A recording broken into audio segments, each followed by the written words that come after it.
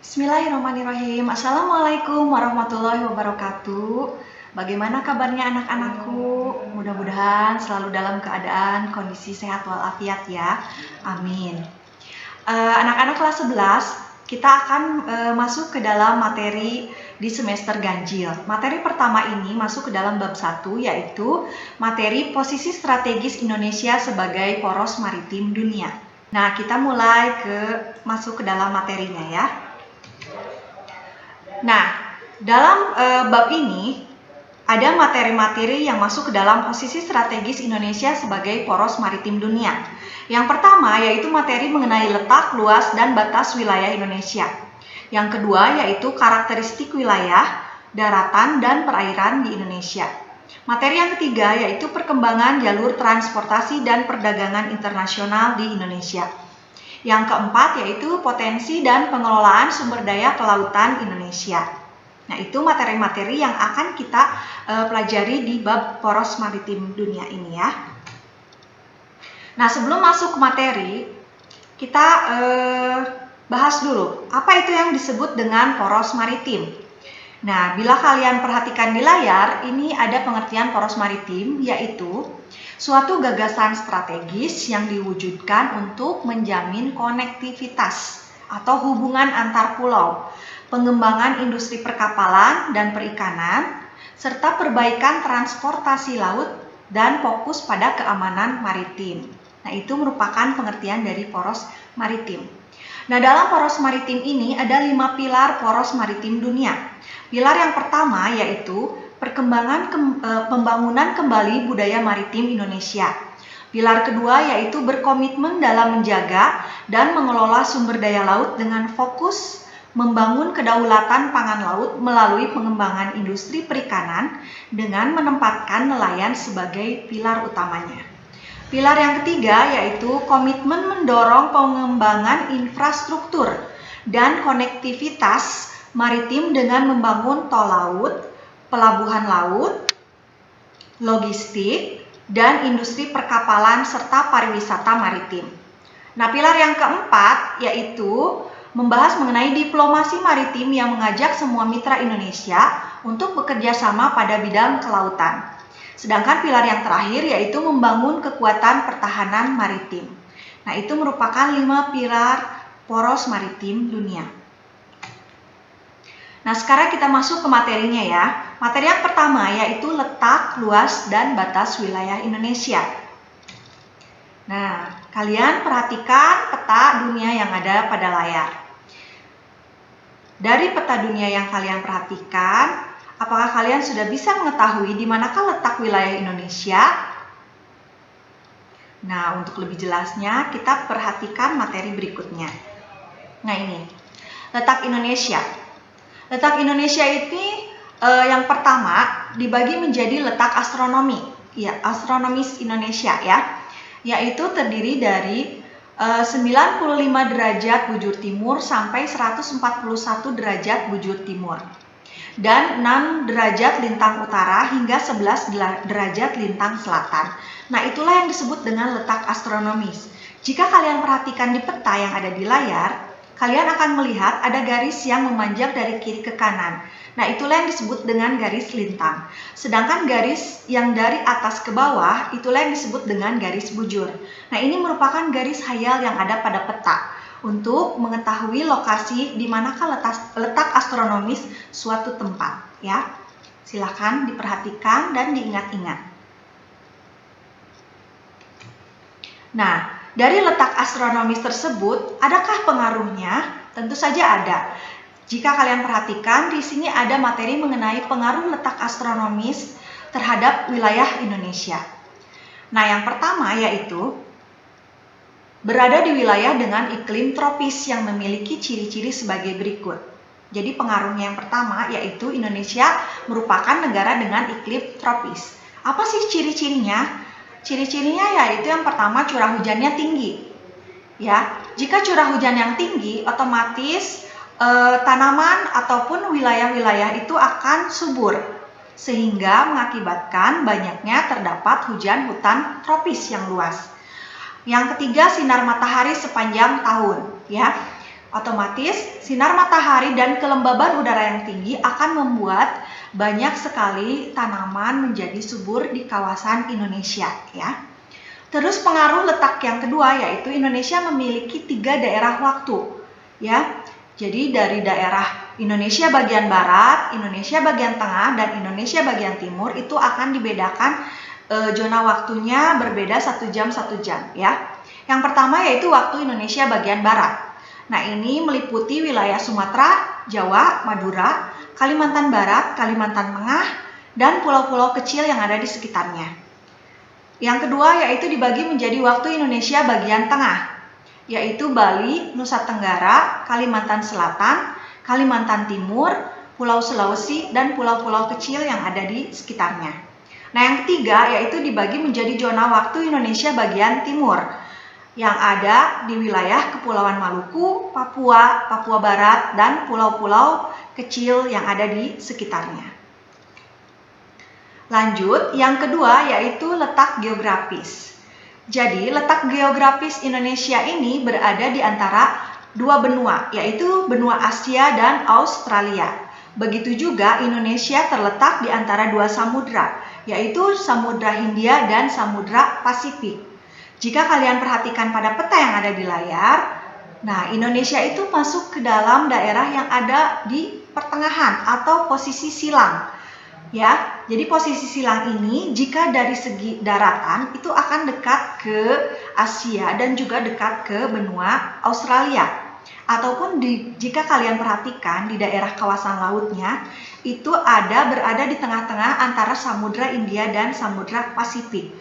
Itulah sebabnya mengapa Indonesia disebut dengan kawasan yang memiliki posisi strategis atau posisi silang. Selanjutnya, adakah pengaruh letak geografis? Tentu saja ada. Pengaruh letak geografis ini akan mempengaruhi kawasan yang ada di wilayah Indonesia. Yang pertama, yaitu Indonesia menjadi persimpangan lalu lintas dan perdagangan dunia. Indonesia menjadi titik persilangan perdagangan antara Jepang, Korea, RSC dengan negara-negara yang ada di Afrika, Australia, dan Eropa. Yang kedua, Indonesia memiliki beragam kebudayaan. Keragaman kebudayaan ini mencakup keragaman budaya agama, bahasa, dan seni di Indonesia yang dipengaruhi oleh orang-orang asing dari berbagai bangsa yang masuk ke Indonesia ya.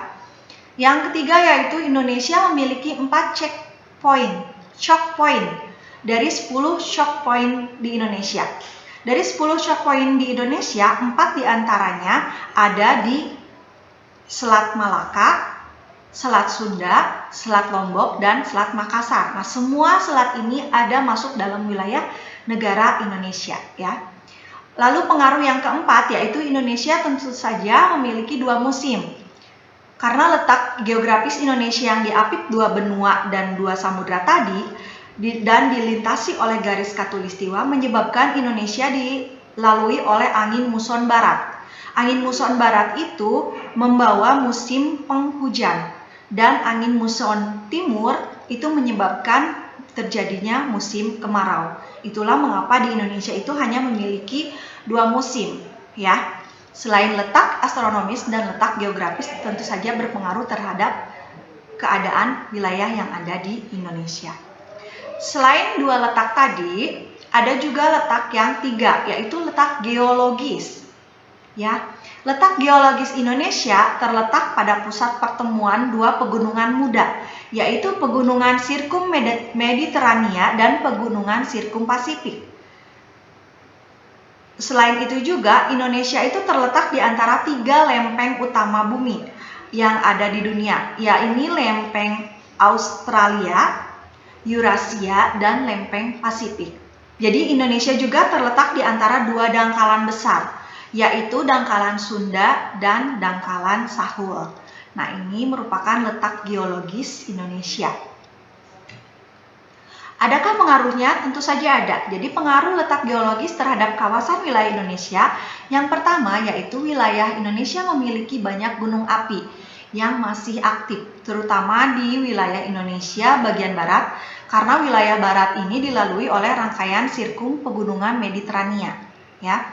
Terus yang kedua Indonesia memiliki kesuburan tanah yang bagus untuk pertanian dan perkebunan karena aktivitas Gunung Merapi yang menghasilkan tanah vulkanik. Jangan lupa Indonesia itu merupakan kawasan Ring of Fire, kawasan yang dilalui oleh cincin api. Maksudnya di sini adalah kawasan Indonesia ini akan ada atau berada pada daerah dengan kawasan gunung api yang aktif ya. Sehingga pada saat yang ketiga yaitu Indonesia menjadi negara rawan gempa bumi, tsunami, dan gunung berapi karena letak tektonik wilayah Indonesia itu merupakan pertemuan dari 3 lempeng tadi. Ya, sehingga mengakibatkan Indonesia itu nanti akan rawan terhadap gempa bumi atau bencana tsunami dan gunung berapi. Yang selanjutnya pengaruhnya itu terdapat banyak sumber daya alam berupa tambang dan mineral yang ada di wilayah Indonesia karena adanya cekungan sedimen akibat aktivitas tektonik yang ada di wilayah Indonesia. Yang selanjutnya pengaruhnya yaitu Indonesia memiliki keanekaragaman hayati atau flora dan fauna yang tinggi karena wilayah Indonesia di antara 3 wilayah dangkalan. Nanti ini akan nyambung ke materi bab selanjutnya yaitu materi biosfer ya. Terus pengaruh letak geologis yang selanjutnya yaitu laut di Indonesia Barat memiliki kedalaman laut dalam. Sedangkan wilayah Indonesia Tengah dan Timur itu memiliki laut dengan kedalaman yang dangkal. Karena kondisi geologis Indonesia yang dilalui oleh dangkalan Sunda dan dangkalan Sahul sehingga memiliki karakteristik yang berbeda. Selanjutnya, nah ini masuk ke materi luas wilayah Indonesia. Nanti luas wilayah Indonesia ini akan dibagi menjadi yang pertama batas laut ya. Indonesia memiliki luas wilayah sebesar 5.455.675 km persegi ya. Dan di 2/3 wilayahnya itu merupakan lautan ya. Jika kalian perhatikan di sini, ini merupakan batas laut wilayah Indonesia. Di gambar itu ada yang disebut dengan wilayah laut teritorial, ya, yaitu wilayah laut 12 mil laut dari garis pantai ke arah laut, ya. Nah, ini merupakan daerah kekuasaan, teritori atau kekuasaan. Ini daerah milik Indonesia, ya. Terus yang selanjutnya itu ada yang disebut juga dengan zona ekonomi eksklusif. Jadi 200 mil laut ini merupakan hak eksklusif ekonomi negara pantai atau negara Indonesia dan tidak ada hak politis ya di sini. Terus yang selanjutnya yaitu lautan lepas. Nah, ini lautan lepas ini eksploitasi dan lain sebagainya diatur oleh Badan Otorita Internasional ya. Jadi ini merupakan kawasan bebas internasional. Nah, ini secara umum batas wilayah laut di Indonesia itu terdiri dari daerah utara atau bagian utara yaitu terdiri dari atau dekat dengan perbatasan Laut Cina Selatan dan Samudra Pasifik. Bagian selatan itu Indonesia akan berbatasan dengan Samudra Hindia. Nah, bagian timur Indonesia akan berbatasan dengan Samudra Pasifik. Dan bagian barat Indonesia itu akan berbatasan dengan Samudra Hindia. Nah, selanjutnya yaitu yang disebut dengan batas darat. Indonesia berbatasan langsung di darat dengan 3 negara, yaitu Papua Nugini, itu berbatasan langsung dengan Papua. Terus selanjutnya Timor Leste, negara Timor Leste berbatasan langsung dengan Provinsi Nusa Tenggara Timur. Dan Malaysia berbatasan langsung dengan Kalimantan Barat dan Kalimantan Timur. Kalian tinggal perhatikan di peta sebenarnya banyak daerah-daerah atau negara-negara yang berbatasan dengan Indonesia, baik dari segi darat ataupun dari segi laut ya. Nah, yang ketiga yaitu batas darat. Jika kalian perhatikan di gambar itu ada batas, mana sih yang batas udaranya negara Indonesia? Nah, batas udara suatu negara dibagi menjadi 2, yaitu batas horizontal dan batas vertikal. Batas udara vertikal Indonesia adalah area udara setinggi 110 km dari konfigurasi ketinggian permukaan negara Indonesia. Jadi dari permukaan daratan sampai ke atas atau ke lapisan udara sejauh 110 km itu merupakan daerah kawasan Indonesia, teritorial Indonesia. Yang selanjutnya yaitu batas udara horizontal. Indonesia adalah memiliki luas yang sama dengan luas negara kita, Jadi batas udaranya itu sama dengan batas daratannya secara horizontal, yaitu 5.455.675 km persegi. Nah, itu batas udaranya ya. Nah, sehingga kita masuk ke materi berikutnya, yaitu karakteristik wilayah daratan dan perairan yang ada di Indonesia. Yang pertama itu nanti karakteristik wilayah daratan, kita bahas dari yang pertama yaitu pegunungan. Jadi wilayah daratan Indonesia ini dipengaruhi oleh dua sirkum pegunungan tadi ya, yaitu sirkum Pasifik dan sirkum Mediterania. Selain itu, Indonesia memiliki jumlah pegunungan yang cukup banyak. Misalnya di Jawa terdapat jalur pegunungan Dieng, di Pulau Kalimantan ada pegunungan Meratus, dan di bagian timur Indonesia yaitu Pulau Papua ada di pegunungan Jayawijaya atau pegunungan Jayawijaya ada di Pulau Papua. Pada umumnya daerah pegunungan ini merupakan daerah yang dimanfaatkan oleh masyarakat sebagai daerah perkebunan. Nah, selain pegunungan juga ada karakteristiknya berupa gunung ya, dan selanjutnya dataran tinggi serta dataran rendah. Nah, kalau gunung, dampak positif dari adanya banyak gunung berapi yang tersebar di Indonesia yaitu mengakibatkan tersebarnya suburnya tanah yang ada di Indonesia, menyebabkan curah hujan yang teratur. Selain itu menyebabkan curah hujan yang teratur dan bisa dimanfaatkan sebagai tempat berpijak dan sumber kehidupan bagi manusia di Indonesia. Namun dampak negatif dari adanya berbagai rangkaian gunung berapi tersebut yaitu tingkat ancaman bencana alam yang cukup tinggi sehingga mengintai keselamatan masyarakat di Indonesia ya. Yang selanjutnya yaitu dataran tinggi. Jadi karakteristik wilayah daratan di Indonesia itu selain pegunungan, gunung, ada juga yang disebut dengan dataran tinggi. Dataran tinggi itu memiliki banyak manfaat untuk manusia yang ada di Indonesia, yaitu seperti untuk daerah perkebunan, contohnya perkebunan teh, dan tempat singgah untuk beristirahat ya.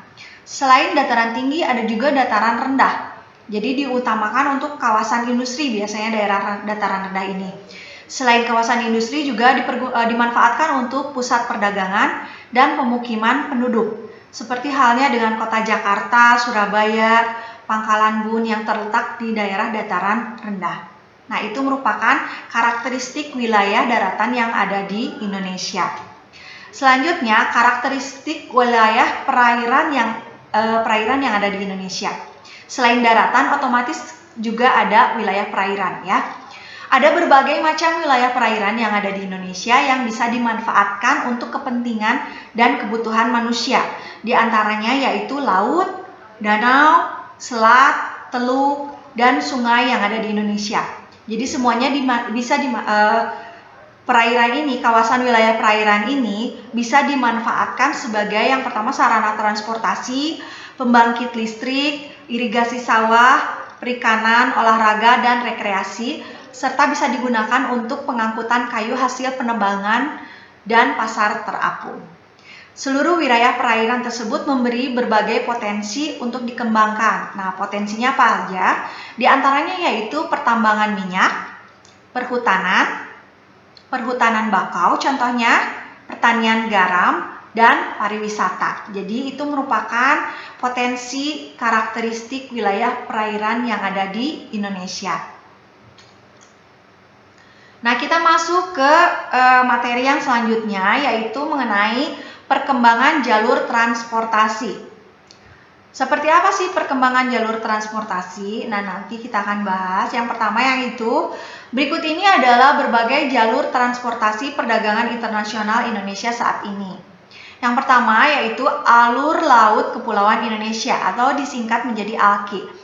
Adalah alur laut yang ditetapkan sebagai alur untuk pelaksanaan hak lintas alur laut kepulauan berdasarkan konvensi hukum internasional. Nah, di Indonesia ini terbagi menjadi atau terdapat menjadi ALKI 1, ALKI 2, dan ALKI 3. ALKI 1 yaitu berada di Selat Sunda, sedangkan ALKI 2 berada di Selat Lombok dan ALKI 3 berada di Selat Ombey Wetar. Yang kedua, Indonesia terletak pada posisi silang di antara benua Asia dan Australia, serta di antara Samudra Pasifik dan Samudra Hindia tadi. Nah, lokasi ini otomatis akan menguntungkan Indonesia karena menjadi inti dari jalur perdagangan lalu lintas dunia dan menjadi jalur transportasi negara-negara lain. Jadi Indonesia merupakan kawasan yang strategis baik dari segi daratan atau segi laut ya. Karena untuk tadi sebagai jalur perdagangan dan lintas dunia ya. Yang ketiga yaitu jalur laut adalah jalur yang paling efisien untuk mengangkut barang dalam jumlah yang besar. Yang keempat, Indonesia terletak di jalur strategis perdagangan internasional yang disebut jalur sutra laut ya. Yaitu dari Tiongkok dan Indonesia itu pasti akan melalui Selat Malaka dan ke India ya. Yang kelima, berkaitan dengan jalur perdagangan laut, pemerintah Indonesia memiliki rencana membangun tol laut. Tujuannya adalah untuk meratakan distribusi orang, barang maupun jasa melalui jalur laut ke seluruh Indonesia dengan biaya terjangkau dan efisien ya. Nah, ini potensi dan pengelolaan sumber daya kelautan Indonesia. Nah, apa saja potensinya? Kalian tinggal perhatikan di layar. Berikut ada potensi dan pengelolaan sumber daya kelautan yang ada di Indonesia. Yang pertama yaitu potensi perikanan. Jadi Indonesia ini memiliki luas kurang lebih 5,8 juta kilometer dengan garis pantai sepanjang 81.000 kilometer dengan potensi sumber daya ikan diperkirakan sebesar 6,4 juta ton per tahun di sekitar ZEE atau zona ekonomi eksklusif. Berbagai macam yang bisa didapatkan itu seperti contohnya ikan kakap, kerapu, tuna, kerang-kerangan, mutiara, dan lain-lain. Dan dimanfaatkan juga potensi perikanan ini sebagai industri bahan baku, industri bahan pakan alami, benih ikan, udang, dan lainnya. Yang selanjutnya yaitu potensi pertambangan dan energi. Jadi potensi sumber daya mineral kelautan tersebar di seluruh perairan yang ada di Indonesia. Sumber daya mineralnya diantaranya minyak dan gas bumi, timah, emas, perak, dan lain sebagainya. Atau juga bahan konstruksi yang bisa didapat berupa fosforit, nodul, kerak mangan, dan lain-lain. Selanjutnya ada juga potensi perhubungan laut. Jadi Indonesia adalah negara kepulauan, maka keperluan sarana transportasi laut dan udara sangat diperlukan. Nah, untuk menjangkau dan meningkatkan aksesibilitas pulau dapat dihubungkan melalui peran dari sarana transportasi udara. Contohnya pesawat kecil dan helikopter untuk menjangkau daerah-daerah yang sangat sulit dijangkau. Atau juga sarana transportasi laut, contohnya seperti kapal, perahu, dan lain sebagainya. Nah, selanjutnya ada juga potensi pariwisata. Jadi Indonesia memiliki potensi pariwisata bahari yang memiliki daya tarik bagi wisatawan, didukung oleh kekayaan alam yang indah dan keanekaragaman flora dan fauna. Misalnya, kawasan terumbu karang yang dijadikan sebagai tempat pariwisata dan spot foto wisatawan. Yang terkenal itu misalkan daerah Bunaken ya. Selanjutnya, potensi kekayaan maritim yang dapat dijadikan komoditi pariwisata. Nah, contohnya seperti wisata bisnis, wisata pantai, budaya, pesiar, alam, dan juga olahraga. Nah, itu merupakan salah satu di antaranya merupakan potensi dan pengelolaan sumber daya alam kelautan yang ada di Indonesia. Nah, demikian pemaparan satu bab posisi strategis Indonesia sebagai poros maritim dunia. Mudah-mudahan bisa kalian amati, kalian pahami, dan nanti bila ada tugas di sekolahan ID ataupun tugas lainnya bisa Ibu share di WA group. Nah, kalian bisa mengerjakannya ya.